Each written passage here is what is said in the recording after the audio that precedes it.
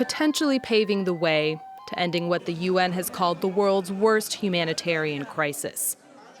Saudi Arabia has announced that its international coalition will observe a 2-week ceasefire against Houthi rebels in Yemen.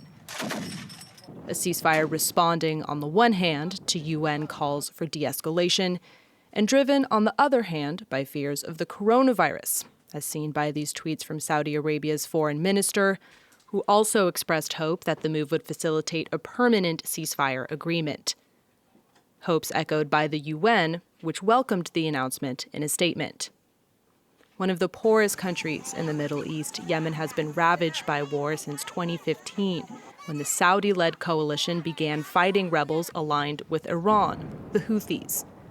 Riyadh intervened in a bid to restore the Yemeni government, which had been toppled by the Houthis.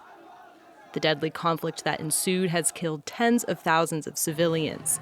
Many face famine and infectious diseases such as cholera. Now, after years of failed efforts to bring peace, it seems that fears of the coronavirus may be what brings the warring parties back to the negotiating table. It's one of the paradoxes of this pandemic. For years, international diplomacy efforts and a string of special envoys have failed time and time again to end the war, which has ravaged Yemen for 5 years. But this pandemic has succeeded in doing just that. For now, Yemen is one of the few countries in the world with no confirmed coronavirus cases. But when it does hit, aid groups warn the results may be catastrophic.